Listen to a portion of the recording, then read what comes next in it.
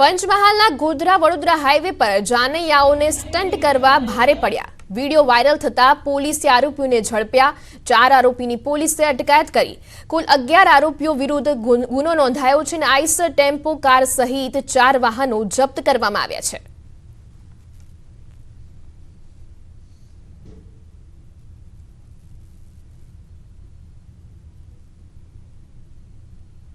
સુરેન્દ્રનગરના લીંબડીમાં માતા પુત્રના મૃતદેહ મળી આવ્યા છે। ભીમનાથ સોસાયટીમાં મૃતદેહ મળતા ચકચાર મચી ગયો હતો અને માતા પુત્રના શંકાસ્પદ હાલતમાં મૃતદેહ મળ્યા હતા। માતા પુત્રની હત્યા થઈ હોવાની પ્રાથમિક તપાસમાં ખુલાસો થયો છે। પોલીસે આરોપીઓની શોધખોળ શરૂ કરી છે।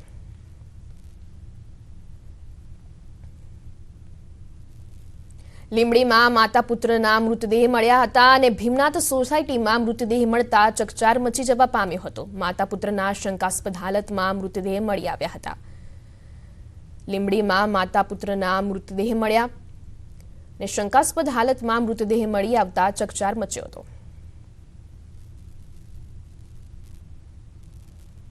પાન મસાલાના બાકી પૈસા માટે હત્યા કરવામાં આવી। ફક્ત 4500 રૂપિયાની લેણી રકમ માટે હત્યા કરાઈ। રાજકોટના કોટડા સંગાણી તાલુકાના વેરાવળ ગામમાં આ બનાવ બન્યો।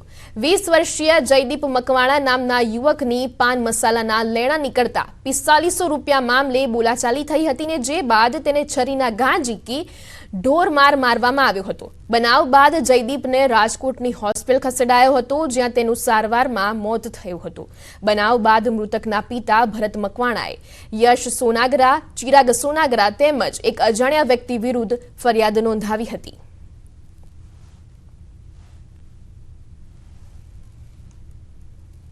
ચાર પાંચ જણા હતા એને મારી ઉપર હુમલો કર્યો। તો મૃતક મારો ભત્રીજો રહ્યો ને ત્યાંથી નીકળતો હતો બાઇક લઈને, તો એને જોયું કે મારા કાકાને મારે છે। પછી વચમાં પડ્યો તો એમાં ચિરાગ કરીને છે ને દુકાનવાળો વિનાયક પાનવાળો એને છરી મારી દીધી તેને। આગળ વાત કરીએ રાજકોટની, તો રાજકોટના ગોંડલમાં યુવકની હત્યા કરાઈ। તીક્ષ્ણ હથિયારના ઘા ઝીકીને હત્યા કરાઈ। ગોંડલ એસટી ડેપો ચોક નજીકની આ ઘટના છે। મૃતદેહને પોસ્ટમોર્ટમ માટે ખસેડવામાં આવ્યો હતો અને ગોંડલ બી ડિવિઝન પોલીસે સમગ્ર મામલે વધુ તપાસ હાથ ધરી હતી। સાગર મેવાડા નામના યુવકની હત્યા કરાઈ છે। તીક્ષ્ણ હત્યાના ઘા ઝીંકીને સાગર મેવાડા નામના યુવકની હત્યા કરાઈ। એસટી ડેપો ચોક નજીકની આ ઘટના છે જ્યાં ગોંડલમાં યુવકની હત્યા કરાઈ છે। સાગર મેવાડા નામના યુવકની હત્યા કરાઈ। તીક્ષ્ણ હત્યાના ઘા ઝીંકીને હત્યા કરાઈ છે। આ સમગ્ર ઘટના એસટી ડેપો ચોક નજીકની છે જ્યાં સાગર મેવાડા નામના યુવકની ગોંડલમાં હત્યા કરાઈ છે।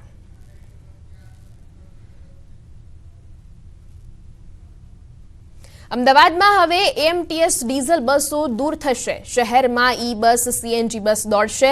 એએમસી ટ્રાન્સપોર્ટ સર્વિસનું ડ્રાફ્ટ બજેટ રજૂ કરવામાં આવ્યું હતું। વધુ મુસાફરો ધરાવતા રૂટ પર 7 ડબલ ડેકર એસી બસો દોડાવવાનું આયોજન છે। શહેરના માર્ગો પર દૈનિક 1020 બસ દોડાવવાનું આયોજન।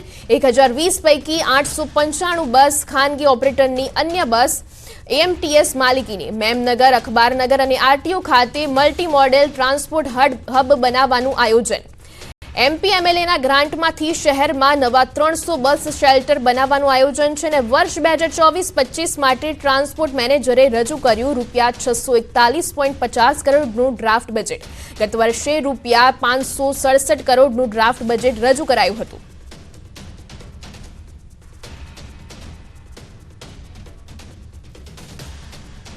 આગળ વાત કરીએ મહેસાણાની, તો મહેસાણાના ઊંઝા પાલિકાના પ્રમુખ પદ માટે ચૂંટણી યોજાઈ। નવા પ્રમુખ તરીકે જિજ્ઞાબેન પટેલની વરણી કરવામાં આવી।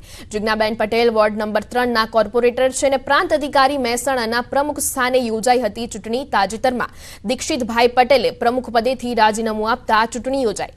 ઊંઝા નગરપાલિકામાં છે ભાજપનું શાસન। સર્વાનુમતે પ્રમુખ તરીકે જિજ્ઞાબેન પટેલ ચૂંટાયા।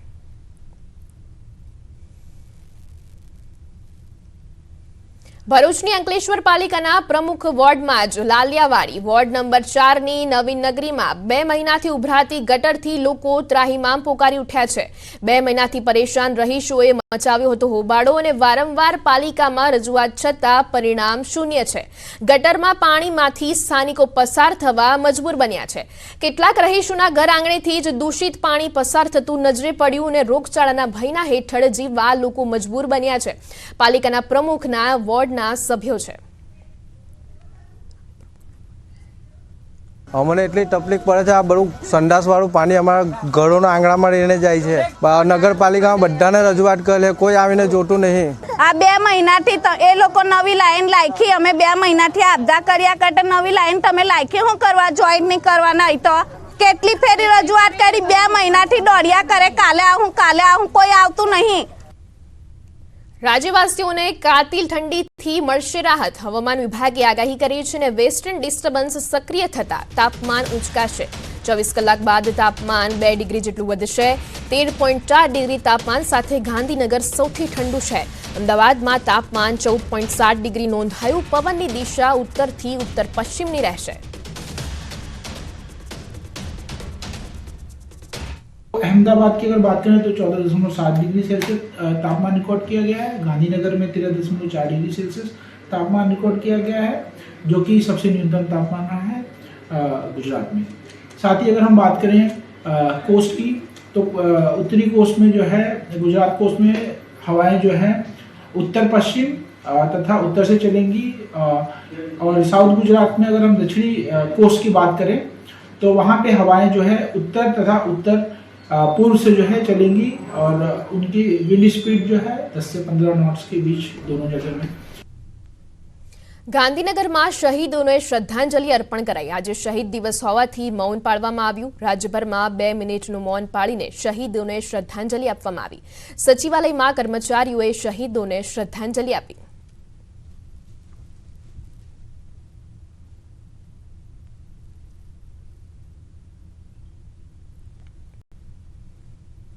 તો હાલ સમાચારોમાં સમય છે એક વિરામનો. આપ જોડાયેલા રહો ન્યૂઝ 18 ગુજરાતી સાથે.